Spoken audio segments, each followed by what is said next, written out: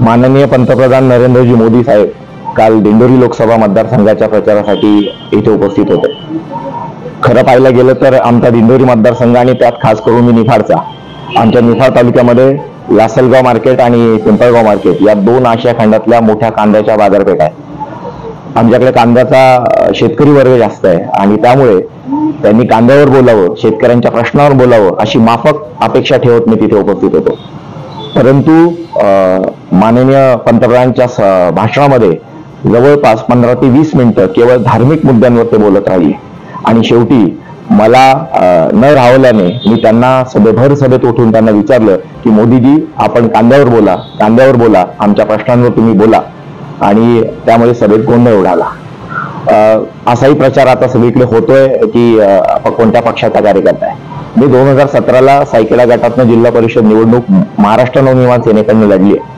त्यानंतर 2019ला माझा संबंध राष्ट्रवादी काँग्रेस पक्षाशी निश्चित आला.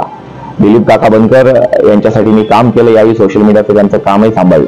आणि पुढे आमचे कला व साहित्य विभागाचे जे प्रदेशाध्यक्ष आहेत नंदकुमार बंड आणि सरचिटणीस संदीपजी राक्षे सर यांच्यामुळे कला व साहित्य विभागामध्ये मी नाशिक जिल्हा प्रमुख म्हणून काम केलं.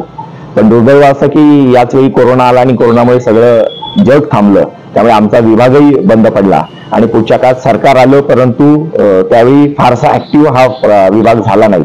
आणि त्यामुळे आम्ही शरद क्रीडा व सांस्कृतिक प्रतिष्ठान, आमचे संस्थापक अध्यक्ष पुण्याचे लक्ष्मीकांतजी खाबिया यांच्या मार्गदर्शनाखाली आम्ही सांस्कृतिक आणि काही सामाजिक कामं केली. यामध्ये खास करून सगळ्या महाराष्ट्रामध्ये असणाऱ्या जेलच्या कैद्यांसाठी आम्ही भजन आणि अभंग कीर्तन या स्पर्धा आयोजित केल्या आणि त्याद्वारे 35 जेलमध्ये वर्षभर आमचा हा प्रोग्राम सातत्याने सुरू होता. यातनं 3 नंबर काढण्यात आले. त्यामध्ये आमच्या नाशिकचा, जी जबाबदारी माझ्यावर होती, तो नंबर आला. आणि ज्या कैद्यांनी या स्पर्धांमध्ये पारितोषिक मिळवलं त्या कैद्यांच्या जवळपास 3-3 महिने, काहींच्या 6-6 महिन्यांच्या शिक्षा आपल्या राज्य सरकारकडनं माफ करण्यात आल्यात. असे सामाजिक काम पण आम्ही या शरद क्रीडा प्रतिष्ठान मार्फत उभं केलंय. आणि याच दरम्यान पवार साहेबांशी माझे काही फोटो प्रसिद्ध झालेत, सुप्रिया ताईंशी झालेत.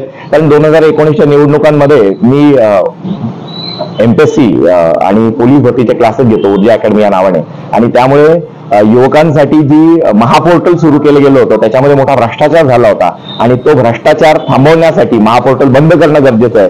युवकांचा हा प्रश्न घेऊन मी त्यांच्याकडे गेलो होतो आणि हे सगळे फोटो आज व्हायरल होत आहेत. पण निश्चित मला जर तुम्ही हाच प्रश्न करणार असाल की तुम्ही कोणत्या पक्षाशी संदर्भात आहात, तर मी एवढं नक्की सांगेल की यावेळी मात्र महाविकास आघाडीचं समर्थन मी निश्चित करतोय आणि पवार साहेबांच्या पक्षाशी माझा पूर्वीपासून संबंध आहेच.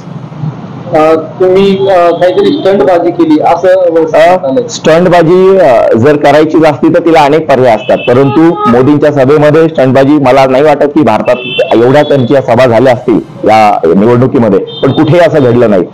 तसा चान्सच मिळत नाही स्टंटबाजी करायचा. हा रोष होता.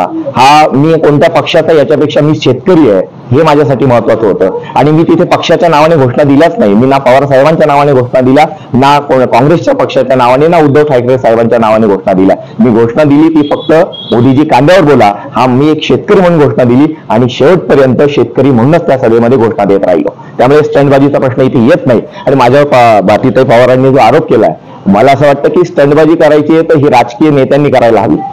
त्यांच्यासाठी ते गरजेचं असतं. आम्हा सामान्य नागरिकांसाठी स्टंटबाजीचा काही अर्थ नसतो.